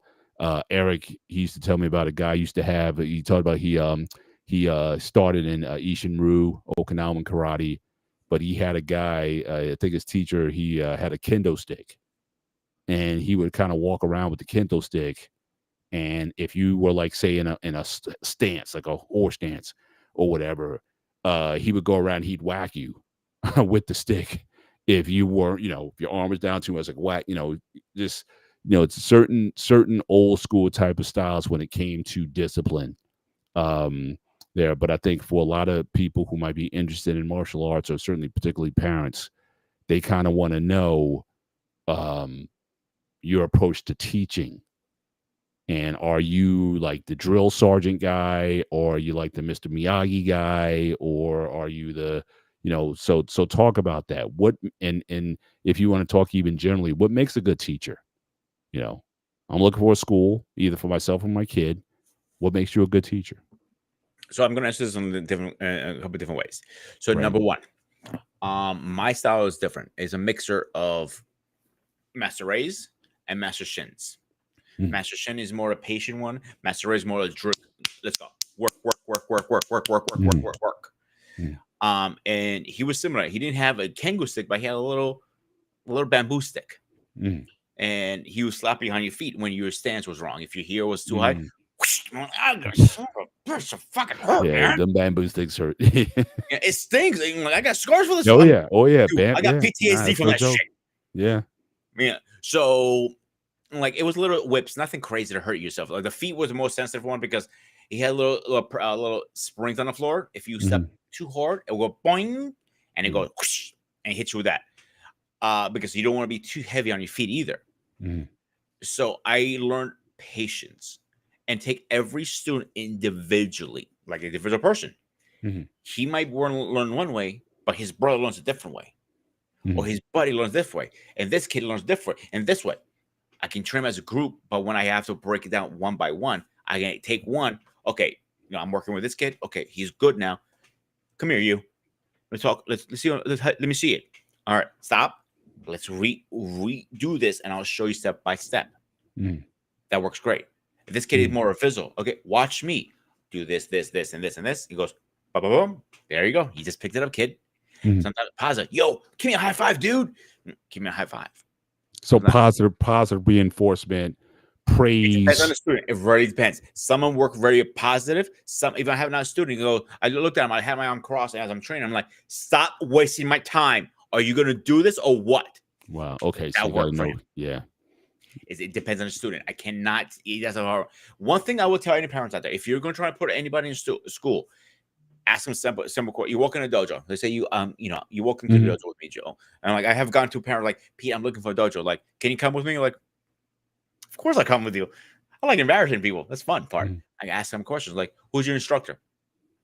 Like, how many degrees? What degree of black belt are you? When I hear, oh, I'm a fourth time master degree in 4 different styles, like, okay, what website you got it from? And that's where I get them.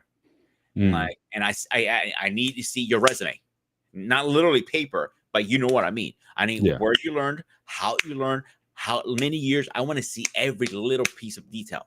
Right. When they can provide you, oh, my instructor is say Paul, for example. Who's his instructor? Oh, it's Trey, Coach Trey from so and so, and his instructors. Now I have a path. Now, okay, now I know you're for full shit. You're for real for me. Okay, Right. what kind of equipment do you use? Oh, I use Right. Sentry.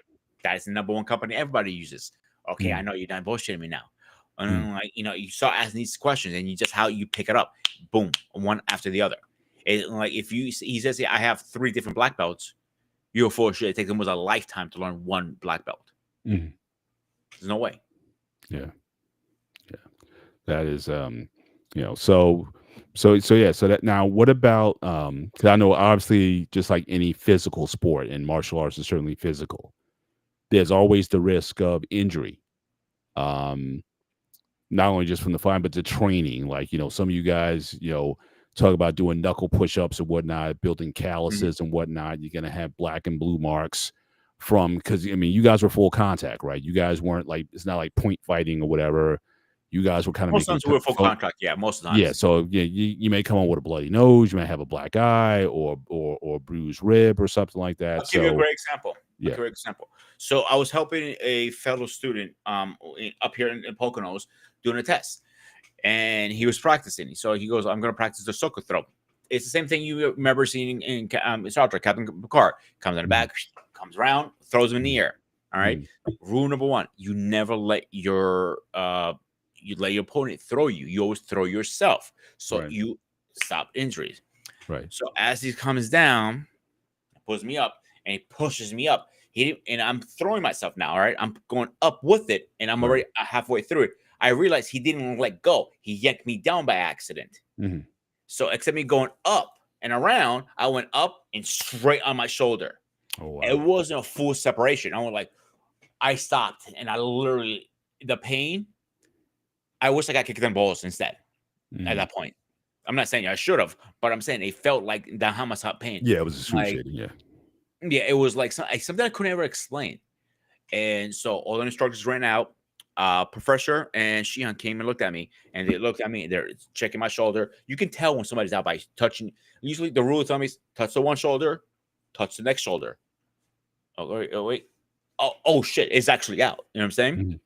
He goes, okay, the good news, your shoulder's not separated. He goes to me. The bad news is a slight separation, meaning if we take it to ER, they're not gonna be able to do much. So you just put your arm in a sling, and I don't recommend that. So we got checked out. He goes, the doctor didn't want to put me in a sling because he goes, it's going to do more damage than good for you. Mm. So one day I'm on the phone with my girlfriend at the time. I'm talking about whatever. And like, oh, I'm doing like whatever. And I go, pop. I'm like, oh! And she goes, what the hell was that? My fucking shoulders went back in. It literally, it just popped in by itself one day. Right. And I mean, like, wow, that fucking hurt. It was a good hurt, obviously. I'm like, all right, I can get back into it now. Mhm. Like, and then it goes to me, you need to take a couple weeks. I never took time off, even after I got my major injury, my knee. After my knee, I'm like, I was there the next day. He goes to me, what the hell are you doing here? Everybody's telling me, I'm here to train. And he goes, you're not training with a strap on your neck. I was going to take that thing off. I'm going to train. But again, that's who I was.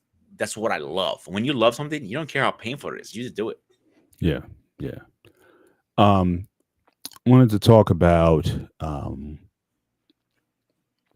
discipline, meaning from the standpoint of how do you deal with, and this was a conversation that came up in the last show that me and Coach did.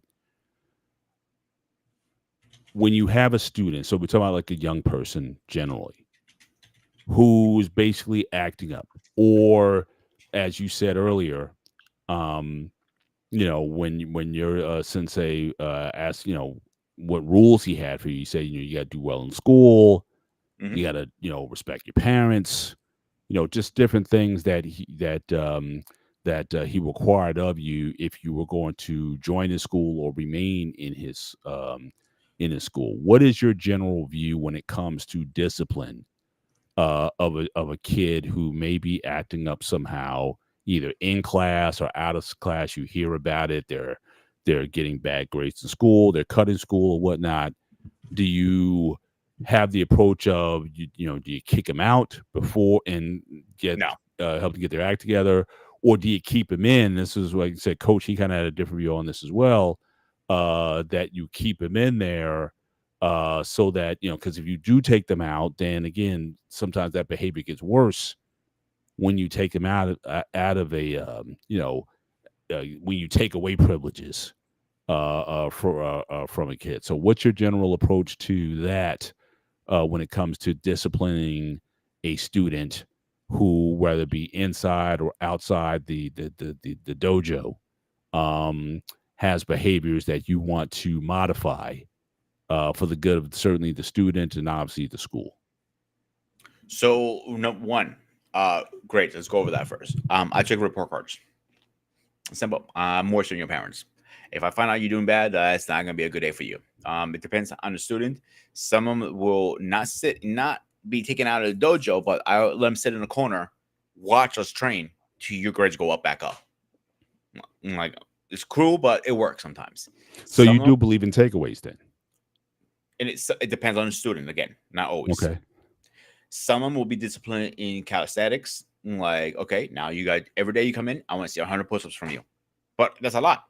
Well, time is ticking, buddy. Mhm. Simple. Now, if it's, let's say you threw the first punch and I find out, you're gonna be sparring me every day. Let's see how well you like it now. You get bullied instead. Right. It really depends. I take every situation specifically to where I never tell a parent take them out. That is the worst thing you can do. Because all the work I just put in to discipline them, to train them, to do all this, you just throwing it out the window. Mm-hmm. And that same thing with when they say, I don't want to do this anymore, bring them in anyway. Because that's how they're going to learn the most. Right. Yeah, I mean, that's the difference. Like me, I've always been a kind of carrots and sticks type of person. Again, you earn privileges, and privileges can sometimes be taken away. But I do agree. I think you need to know this kid or know the student to see if, in fact, that's going to be a positive motivation or negative motivation. Sometimes, I don't mind having a kid suspend. Okay, well, you're not going to do this today, or okay, you're not going to train today because of your behavior, because of your disrespect, because of what have you. towards your classmates or your other students that you're working Hmm. with or whatever, to take that away, to remind, especially if it's something that they're really passionate about, to take that away can certainly have a way of getting someone to shape up. So shape up or ship out. It definitely has that impact on them. But coach kind of said the same thing when it came to basketball. That he talks about these girls and how they don't want to listen, they want to do other things or whatever. And I was saying, well, just take them off the court, or that they don't need to be on your team. But again, he doesn't want to do that because, again, for some people, you take it away from them, it becomes, like I said, a negative that they regress to much worse behavior when you take it away from them. But at the same time, your approach would be you keep them in, but you sort of discipline them. And this is also where we talked about the physicality earlier. Parents also have to be good with that. Like if your kid is acting up and he's going to your school, um, you know, he may come home with some bruises because you're sparring with him, or he's getting humbled in certain ways. And again, parents have to be good with that. It's like you can't be a parent that says, okay, oh, my kid, he has bruises on his arms, they're abusing me at the school, let's sue the school. There has to be an understanding that this is a physical activity that you're doing, and there is a level of physical discipline that if you violate the rules of the school, again, inside or outside of school, that these things are going to come with it. And again, I think parents have to be good with that, um, in order for you to really do what your job is. And again, going back to the McDojo example, it's almost like the opposite. They will bend over backwards not to have the kids doing anything physical or anything more than like what they would do in a gym class, at least the gym class that I grew up in. And then they're giving them belt promotions every month, as you said earlier, and they're not Give me an getting example. better. They're not becoming martial artists. They're just, again, it's just they're being entertained, Yeah, but they're I'll not give you two learning anything. examples. For one example, I got a call one day, and it was when I had my dojo. Parents freaking out like my son got in a fight. All right, bring him to the dojo immediately. Pick him up from school and bring him here right now. He says, Mhm, I looked at him like, who threw the first punch? mhm, He did. Did you try to block it? Yes, Sensei. Did he throw a second punch? Yes, Sensei. Did you try to block that? Yes. After the second punch, that's when I defended myself, Sensei. mhm, I find out from other students in my school. They go to school with him. That was mhm. a true story, no lies. Now in McDojo, you're right about that because I'll tell you why. I had a couple, three brothers come in.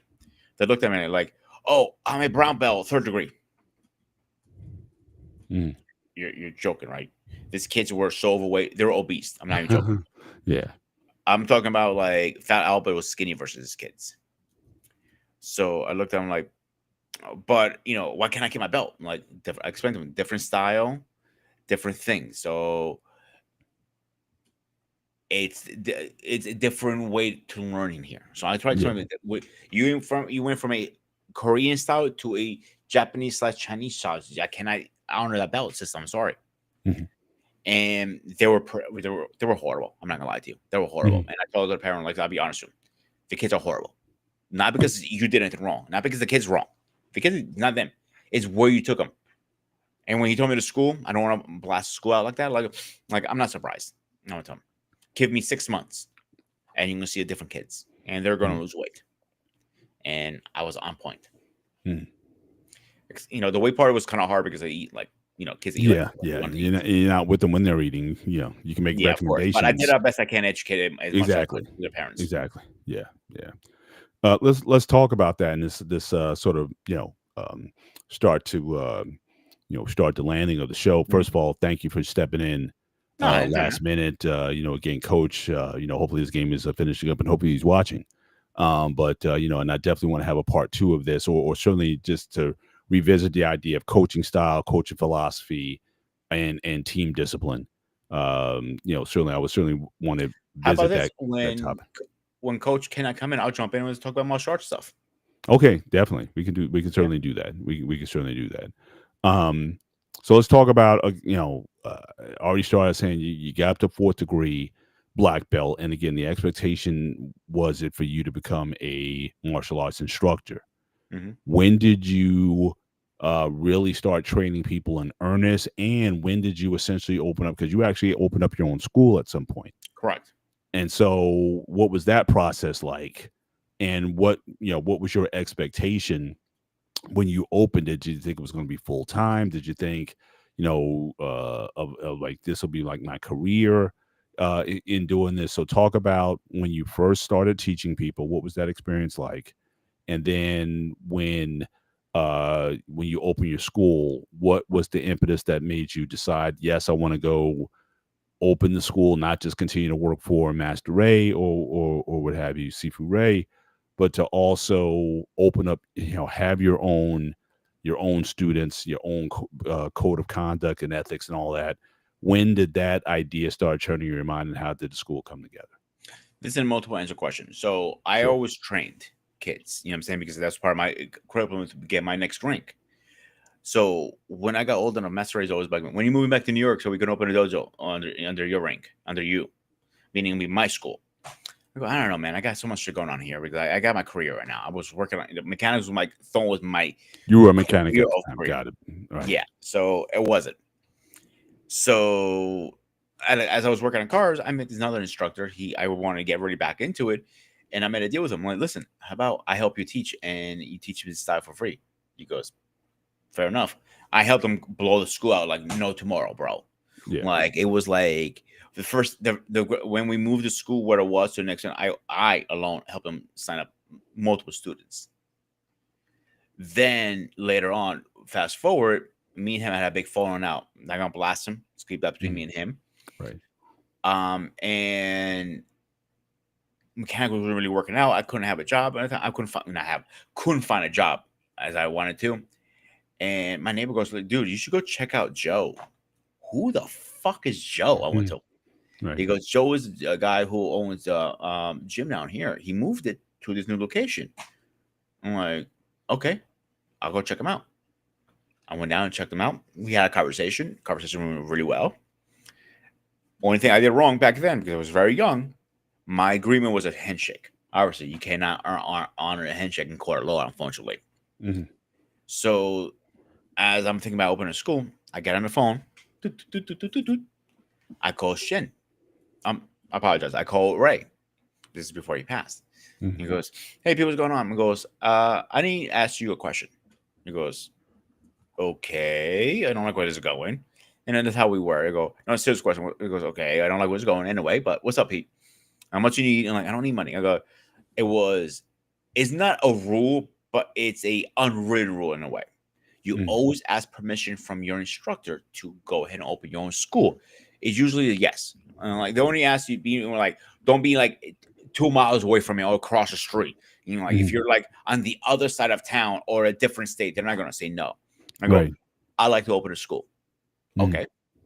Under myself, I went to.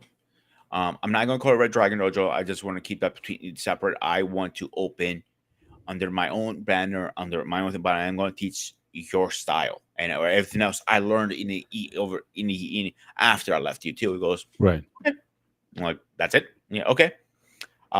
Just make sure you do things correctly. I'll be coming up and checking up on you.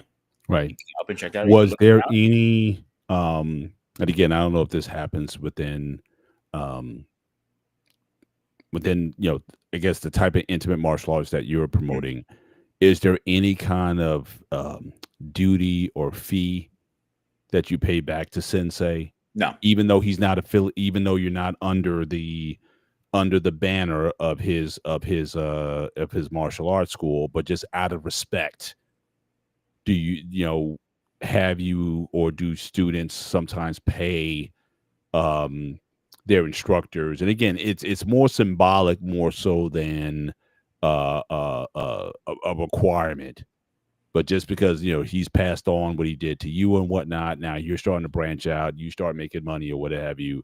A little kickback may go back to him, just out of a spec thing, not so much like an agreement or a franchise thing. Because those Tiger Showman schools or whatever, again, I'm sure they got some sort of franchising model where somebody has to kind of get kicked back up to the top. So I'm going to answer But this two different ways. So okay, me being an individual owner, no, I have no kickback, and I offered him like, yo, here's like $100 just for helping. Like, he always mailed it right back to me. He goes like, stop sending me money because I don't want it. Mhm. Now, if we open a school under the Red Dragon Dojo, he would take a permission, a percentage because yeah, he'll get the property, he'll put his name online, he'll put his money online, right, it's all on him. So right. you running it is it's like you're running it like a CEO running a company, but he doesn't own the company.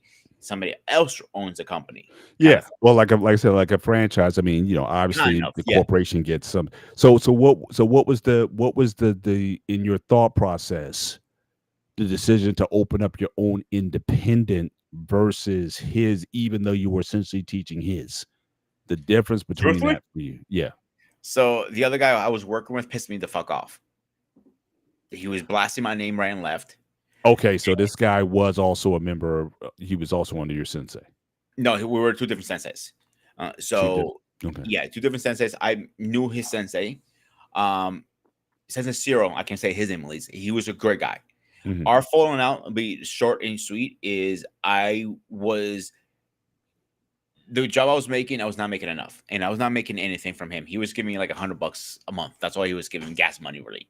Mhm. So I find out through the grapevine, through a couple students of mine, like they're quitting the school because they cannot afford it and commute there every day because it's a hike for them. Right. So Right. they were at the Army Depot. Toby had an Army Depot. The youth center was looking for an instructor. I know a lot of military bases like keep everything in house as possible. Mhm. Yeah. So we came to an agreement, and it worked great. And when he found out, and I told him straight up, I'm going to do this. You like it or not, it's money for me. You know what I'm saying? So if you want me to promote the school, I will. I have no problem with that. But I'm teaching. He was cool with it at first. But when he found out people were going there, besides to him, who lived on base, he had an issue with that. So we exchanged words. He didn't like what I said. I didn't like what he said, and we went our separate ways. I know he probably thinks I backstabbed him. I feel like he backstabbed me too, and that's I haven't really spoke to him after that much because it was like I was done. Right. So when I opened a school, he was blasting my name right and left, and I knew my contract with Toby Ombi was running out. It was a 6 months contract, and for me to renew it, I wanted more money. But I know they were not giving me more money because I was only doing twice a week. There's no, money to make there. Right. So when the opportunity to open the school came up, we're like, I'm taking this bastard down. I came close. I'll be honest with you. A lot of students, when they heard I opened my school, goes, cancel contract. We're going over there because he had an open contract. We called, meaning he didn't say you have to sign up for a year or 2 years. If you don't want to come, just cancel. Don't pay the last month and call it a day. He said, Mhm. and I had the opposite mentality. I'm like, you're going to be under a contract, 6 months, a year, whatever. I did it 6 months usually to make it fair. Right. And I did it a decent price and everything, Mm. and it worked for me. Right. But again, still, I still want to understand why you didn't want to just do it specific. I know you said the partner, but the partner wasn't even associated with your sensei, right? He wasn't a part of the He just wanted somebody to do martial arts. He was a bodybuilder. right. But I'm saying when you decided to open up your own and get independent, why did you not Do it go with with your sensei under his banner? it will be a longer process, to be honest with you. Okay. Because he had to look at a place, build a building. He like at this point in his career, he didn't want to rent from anybody anymore because he wanted to own the property. Okay. So because he will whatever agreement you make, everybody was different. I got the property. This is how much my percentage is going to be. This is your percentage. And you also have to worry about uniforms. You sell, let's say 6 uniforms, for example. They're usually the lightweights, the cheap ones are like about $20. Okay, we get them for like $10. So you get 5, I get 5. I'm just using examples, of course. Yeah. I mean, obviously, the buying And power of all of his dojo. I mean, the collective buying power could make things cheaper because when you got to do everything yourself, you have your own branding, your own, correct. Label and whatnot. So again, that can certainly add up as far as prices and fees. And I kind of want it done it myself to just say, I did it. I didn't want anybody's help. I wanted to do it my way. Right. And I Right. picked his brain. I'm not gonna lie. I asked a lot of questions, Sure. Sure. and he I'm sure. realized also, well, doing it in New York versus PA, two different animals. He realized that the graphic is not the same. Mhm. People might be the same, but the way he charged 120, I could never charge 120 up here for that. Now I could in this market, but I'm talking about early. What was it? 2011. Okay. I couldn't 120. They're gonna tell me go for the thing they're gonna tell me. But when I was charging $65 Mm. a month, I'm like, oh, people were coming flocking to me, and they were learning. Gotcha. And the best Gotcha. part, because my dojo was inside a gym, they said I can leave my kid for an hour and go work out. Mm-hmm. No extra charge. Mm-hmm. What's the catch? There's no catch. You remember the gym? Yeah. Your son is gonna be paying. You're gonna pay me to teach him. That's it. I don't have the Mhm. two memberships. Like, no, technically it's two memberships because you paying for the gym and you paying for this karate, two different companies. Right. No, I mean, he doesn't need a gym membership. No, they loved it. Mothers, oh, mothers loved it. I dropped my kid. Except some kids had, how some gyms used to have daycare. I Yeah. think that Yeah. kind of got away Yep. with it now. Yeah. We had a daycare at that gym, but nobody. Mhm. You have to schedule it ahead of times. Right. Now you don't have to worry about daycare because guess what? They were with me now. Yeah. Yeah. A couple more questions, certainly as we wind it Yeah, down. go ahead. No, go, Um, bro. I guess the first question would be, when it comes to, first of all, how long did you run? Did you have the school open? We had So it what for year, like, so from start to finish, what year did you open, and what year did you close it down? 10. Yeah, 010 we 2010. started the process. It was mid 010, summer 010 we opened it, and Mhm. we ended up closing 15. Not because I did anything wrong with the economy, just took a shit, and people were just dropping school after kid And after kid that's after it, kid after and that's kid. the thing too. Yeah, yeah. Because I'm thinking, I'm sure that happened a lot. Obviously, we had a pandemic that certainly shut things down for quite some time. And it's not like you don't have a lot of these schools, especially the private schools. You don't have a ton of revenues coming in outside the students. You're not necessarily living large either. So I think a lot of guys might have gone on a business because of the Believe it or not, pandemic. Yeah. a lot of people, a lot of instructors don't do this full time for a living because it doesn't pay enough. They Mm. usually do this part time for a hobby or fun or fun for Right. passion. Well, yeah. Well, I know Eric was saying his former sensei, Gary, he had three businesses. He was a police officer. He had obviously the dojo, and he also did roofing on the side. So again, this guy was like strict as it came. I mean, thick, physically built, guy. You'd see him running in town because he was a cop in our town. He'd be jogging barefoot, on the pavement in town, or what have you. So again, tough guy, and but certainly Eric knew him pretty well. One time he actually stopped us for something. I forgot. He said ran a stop sign, something, but the fact that Eric was with me, he just kind of let us go after a while. But certainly, but I yeah, kind of want to answer you're this last question from Eric really fast. yeah. I've heard of the company. I have never used it personally. I Mhm. always use Central. That's every martial arts I knew used it. Every owner dojos used it. Central was the one I always used. They had great equipment, a great pricing for businesses, and Mhm. you can buy it privately too. They're still around to this day, actually. Mhm. Yeah, yeah. Um, Last question for me then would be, um, when it came to, I guess, demographics, males and females, um, different way of training. Was everybody the same? Did you have people sparring off?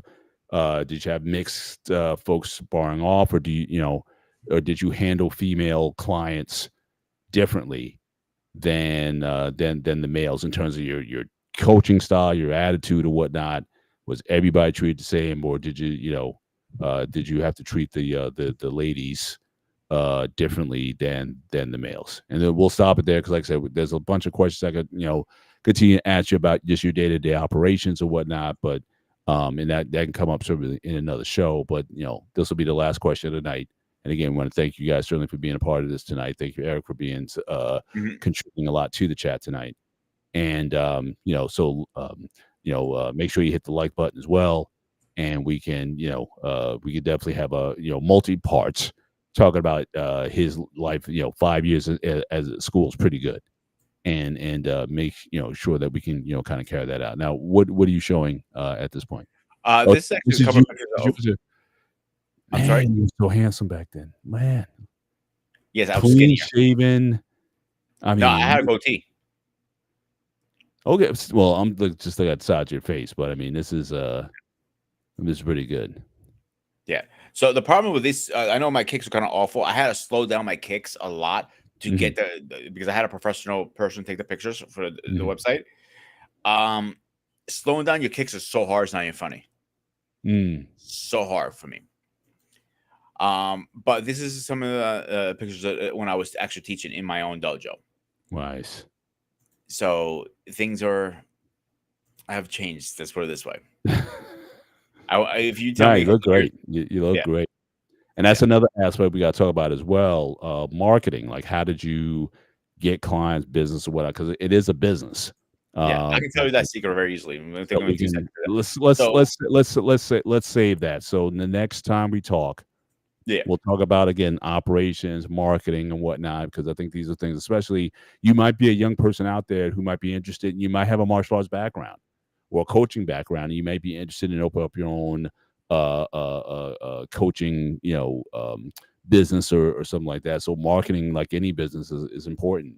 Getting references and referrals is important. So so those are the things we definitely want to we can, like I said, we can cover a lot of those topics in a part 2 of the show. But I mhm, think at this point, again, like I got shout out to our guy Sean. He's always saying I'd rather leave him a little a little curious than talk to your ear off. So but yeah, yeah. but this is For certainly anybody yeah. who's curious about Central martial arts, because you can buy, from anybody. I put the link in the chat. So if you're curious about the company, go ahead and look at yourselves. They have pretty decent stuff actually there too. Yeah, yeah. So with that, we're gonna come up on, I guess, again, to close. But again, once again, Peter, again, thank you for making yourself available tonight. We'll have hopefully Coach will be back next week because again, I really want to pick his brain when it comes to how does he work with kids, and how does he handle team as well as personal discipline of kids. Really want to delve into that, and but he's getting experience. He's working with girls basketball, 5th and 6th grade, so he certainly has a lot of insights that he's learned. Certainly in the last few months that he's been a part of this, and certainly want to bring and illuminate those on the show. But definitely, this has been certainly an eye opener. You certainly get an opportunity to learn more about Peter. You see his pictures and whatnot, and you should use some of those pictures in a lot of your marketing with it. Because I mean, you look very different and very young back then, but certainly you were a handsome guy for sure back then, and certainly I would look forward to seeing more anything that you can find from that time, where people may have younger pictures of yourself doing in the martial arts doing things, and then we need to talk about your injury and what how that kind of slowed you down, and you know um, your perspective after the injury, but. Let's wrap the show there. I'll give you the floor for any final thoughts, for this episode, and yeah, we can close this out and have a good night. If you think about putting your kids in martial arts, definitely do it. That was the best thing my dad did to me. It made me the man I am. It made the person I am. It's my theories, my mental, everything. Mm. If I can go back and do it right now, I would on a heartbeat. Mhm. There's time and money Yeah, because I'm not gonna pay for a full month, a class a month that I'm only doing once a week. If you're supposed to go 4 times a week, that's right, my theory personally. right. But am I gonna get back into it? Oh, you bet your ass is. Mhm. And I bet you when am I gonna compete a little bit? Yeah, I'm not gonna probably do sparring, but I'll do katas. And I Mhm. bet you this guy's gonna be right in my stands. Yeah. Yeah, Oh, that's all I got. you're gonna grill me also. Oh, geez. I'm sorry. You're gonna have me in the stances and katas also. Yeah, why not? Okay. All right. Katas are Just not easy, bro. People think they're easy. They're no, not. no, I'm not saying they are, but just don't go waving that Kindle stick around. That's all I'm saying. Just gotta keep the Actually, I Kindle never sticks did and katas with bamboo Kingo sticks. sticks. Yeah. Hmm, I did bow staff mostly. got you. That was my weapon of choice. I always Oh, liked doing. nice. Nice, That nice. was my favorite Yeah, and weapon. it's just unfortunate, like in this time, you have so many video sources. It would have been good seeing, you know, uh, you doing your form work. You work with the staff and whatnot. That would have been cool also. But I know That's now one everything thing is. about Master Ray and Shin. They're different. Master Ray was embracing the technology. I Mhm. mean, Master Shin, Ray, he hated technology. You know what I'm saying? Like he had a Mm, smartphone, all that stuff, but he never like let's record and record and go back to the footage and see right, where you screwed up in this match versus right. somebody else. And we got to talk about that also again when it comes to the marketing. I mean, these days, if you want to be relevant, if you want to be known, you do need to market yourself. So I'm just wondering if you're going back from 2010 to 2015 now with social media, what impact that could potentially have. If you had the business today, if you were starting today, how much would social media be a part of you growing your brand? We could talk about that in a future show, but again, I want to thank you guys for being a part of this conversation tonight. We're gonna wrap this up here. Certainly for myself, Mr. Bennett, for Coach Ferg in his absence, and the man over here, he is This is Sparta!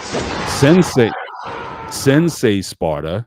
Certainly, Pete, again, once again, thanks for your contributions and whatnot. And next time, I want to see you in your uniform. That I have I to was dig saying, that out. I I have was to saying find. that would have been dope if you did the show in your uniform, and you say you still fit it.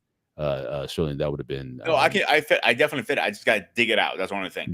So There you I go. promise you, next time we Well, do now you have one of now you these, have an assignment. Yeah, yeah, you I might will have to dig it out. take it to the now. You're allowed to certainly to wash your obviously you wash your gi, so you Uniform, just don't yeah, wash you your can wash belt. that. You can wash anytime. The belt. The This belt is you need. this is like the Bible for us. Think of this. Mm, yeah, This is how sacred this is. I got you. I got you. All righty. Well, thank you guys for joining. Certainly for myself, Mr. Bennett, and the ghost of Sparta. This is Next Gen Training here on the Sparta HQ Network. Make sure you like, subscribe, certainly to the channel. Until next time, take care. God bless. And we will see you next time. Good night.